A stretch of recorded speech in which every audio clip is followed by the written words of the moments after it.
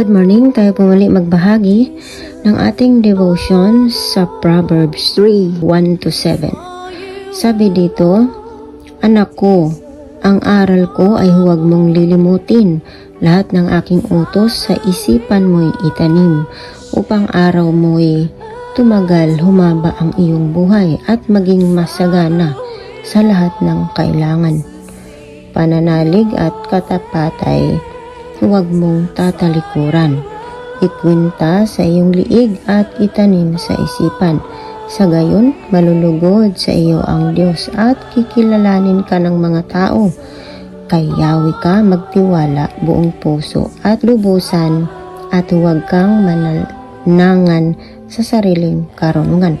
Sa lahat ng iyong gawain, siya nga'y alalahanin upang ika'y patnubayan sa iyong mga tatahakin. Huwag mong ipagyabang ang iyong nalalaman. Igalang mo sundin si Yahweh at lumayo ka sa kasamaan. Purihin ang Diyos sa pagkakabasa ng kanyang mga salita. Dito naman sa chapter 3, tinuturo sa atin yung magtiwala sa ating Panginoon. Hindi sa tao, hindi sa kakayanan mo, kundi magtiwala ng buong puso sa Panginoon. Yan po yung tinuturo sa atin sa verse na ito. At sinasabi pa dito na kapag atin itong isa puso, yung mga aral na natutunan natin, ito ang magbibigay sa atin ng kapayapaan at maaring humaba ang ating buhay dahil payapa nga tayo at magiging sagana. Yun po yung pangako sa atin. Magandang araw po sa ating lahat. Ang bahagi ko po, Kawikaan, chapter 3, verse 8-14. Sa gayon, ikaw ay lalakas at magiging matatag. Mawala ang pighati, gagan ang iyong sugat, paparangalan mo si Yahweh sa pamamagitan ng iyong mga kayamanan. At mula sa iyo, mga pinakamainam na ani ay siyang iyong ring handugan. Sa gayon, kamalig mo ay laging nang aapaw.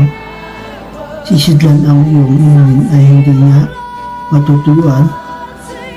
Aking anak, ang saway ni Yahweh ay huwag mamalitin, at ang kanyang pagtuwid ay huwag mong takwid.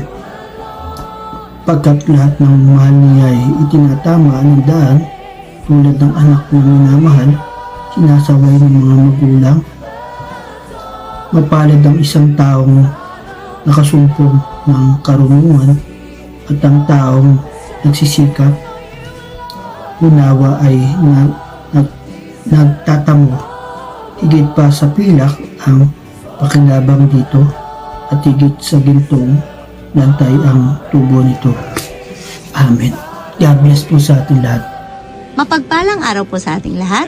Ang aking pong bahagi ngayon ay mula sa Aklat ng Mga Kawikaan, Kabanata 3, talata 15 hanggang 21. Sa alinmang alahas ay higit ang karunungan, at walang kayamanang dito ay maipapantay.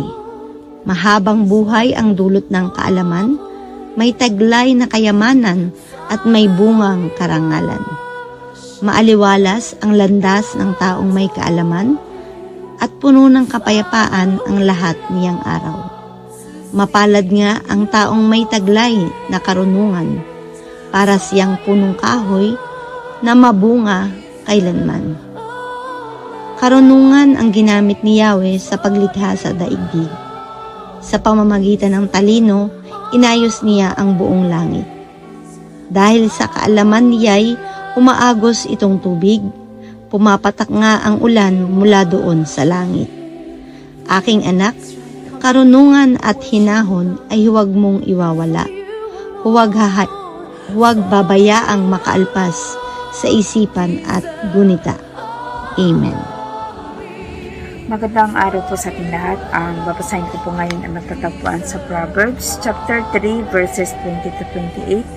Ang sabi po dito, dahil sa kaalaman niya'y umagos, itong tubig pumapatak nga ang ulan mula doon sa langit.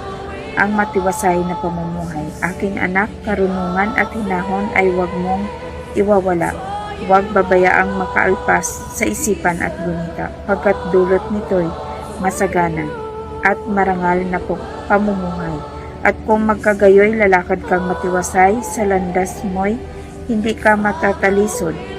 Sa lahat ng iyong lakad, wala kang alalahanin, at lahat ng pagtulog mo ay masarap at mahimbing. Kahit lampas nitong bagyo ay dumating ng biglaan, hindi ka mababagabag tulad ng mga mangmang. Pagkatiwala kang si Yahweh ang kaagapay mo at di niya hayaang sa bitag ikay masilot. Ang kagandahang loob ay huwag ipagkait sa kapwa kung ikay may kakayahan na ito ay magawa. Kung mayroon ka ngayon ng kanyang kailangan, huwag nang sasabihin, bumalik ka't bukas ibibigay. Amen. Purihin po ang Panginoon sa pagkakabasa ng kanyang mga salita. Isang mapagpalang araw sa ating lahat mga kapatid. Ang aking pong babasahin para sa ating daily devotion ay nasa Proverbs chapter 3 verses 29 to 35. Huwag kang kumatha ng kasamaan laban sa iyong kapwa, na palibhas at tumatahang tiwasay sa siping mo.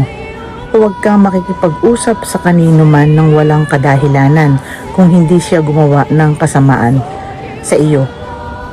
Huwag kang mananghili sa taong marahas at huwag kang pumili ng anuman sa kanyang mga lakad, sapagkat ang suwail ay kasuklam-suklam sa Panginoon, ngunit ang kanyang payo ay kasama ng matuwid.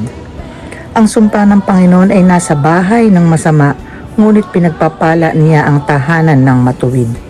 Tunay na kanyang dinuduwahagi ang mga mangduduwahagi, ngunit binibigyan ng biyaya ang mababa. Ang pantas ay magmamana ng kalwalhatian, ngunit kahihiyan ay magiging ganti sa mga mangmang. Amen. Purihin ang ating Panginoon sa pagkabasa.